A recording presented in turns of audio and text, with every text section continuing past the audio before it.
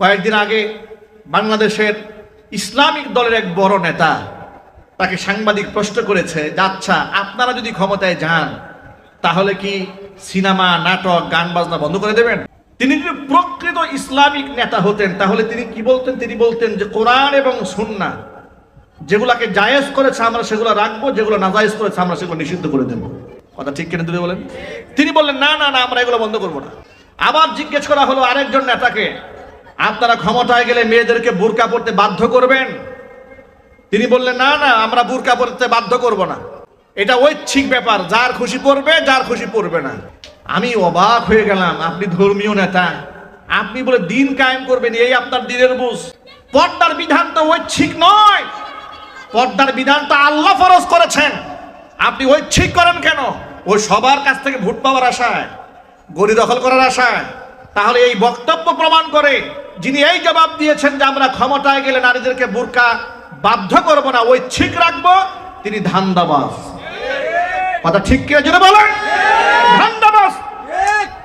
আপনি যদি খেলাফত চান, আল্লাহ দিন চান, আপনি স্টেট বলবেন আমার আল্লাহ যা হালাল করেছেন রাষ্ট্রীয়ভাবে হালাল ঘোষণা করা হবে, আমার আল্লাহ যা হারাম করেছেন রাষ্ট্রীয়ভাবে তা হারাম ঘোষণা করা হবে।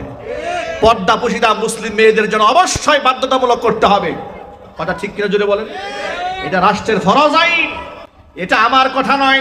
কোরআন মাজিদ থেকে একটুখানি শোনায় আপনাদের কি আল্লাহ পাক বলছেন, আল্লাযীনা ইম্মাক্কান্নাহুম ফিল আরদি আকামুস সালাতা ওয়া আতাবুজ যাকাতা ওয়া আমারু বিল মা'রুফি ওয়া নাহাউ আনিল মুনকার। বাইক চালাতে হবে, মাথার মধ্যে হেলমেট রাখতে হবে, রাষ্ট্রের আইন আছে না ভাই? একটু জোরে বলেন। এখন দেখবেন প্রশাসনের কিছু লোকেরা, আমি রাস্তাঘাটে মাঝে মাঝে দেখি পুলিশ মাথায় হেলমেট নাই, মাথার মধ্যে হেলমেট না, উনি চালাচ্ছেন। তা আবার পথচারী কেউ কেউ বলেন, দুষ্টামি করে ভিডিও বানায়, বলে স্যার আপনার মাথায় হেলমেট কই, ভিডিও করে আবার ফেসবুকে ছাড়ে। এগুলো আমরা দেখি যে আপনি আইন শৃঙ্খলা রক্ষাকারী বাহিনী হয়ে আপনি নিজেই বেআইনি কাজ করেন, আবার আমাদের মাথায় হেলমেট না থাকলে আমাদেরকে মামলা দেন, কিন্তু আপনি তো বেআইনি কাজ করছেন। আছে না নাই? আমাদের বাংলাদেশে রাষ্ট্রীয়ভাবে কি ঘুষ গ্রহণ করার কি বৈধতা আছে? একটু জোরে বলেন। ঘুষ বৈধতা তো নাই, বরং আপনি যে দুর্নীতি করছেন, ঘুষ গ্রহণ করছেন, এটা যদি আপনি গ্রহণ করেন রাষ্ট্রীয় দণ্ডবিধি অনুযায়ী আপনি শাস্তির যোগ্য অপরাধী হবেন।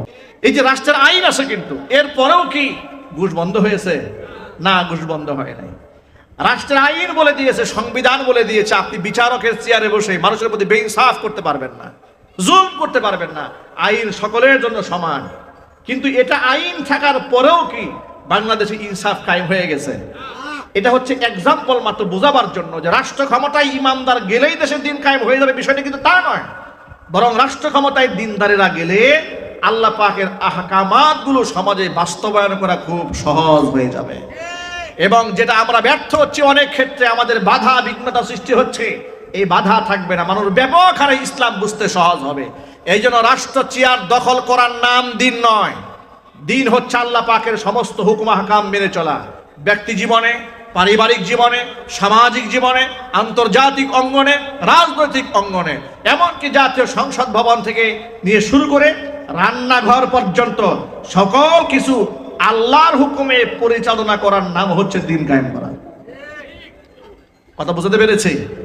সুতরাং ওই অপব্যাখ্যা যেন কেউ আপনাদেরকে বোঝাতে না পারে যে ভাই আসেন দিন কায়েম করি, দিন কায়েম করি, দিন কায়েম করি। আর দিন কায়েম করতে গিয়ে চলেন একটু পূজা করি, দিন কায়েম করতে গিয়ে চলেন একটু আমরা নামাজ ছেড়ে একটু আন্দোলন করি, দিন কায়েম করতে গিয়ে আসেন একটু মহিলাদের সাথে বসে একটু আড্ডা দেই।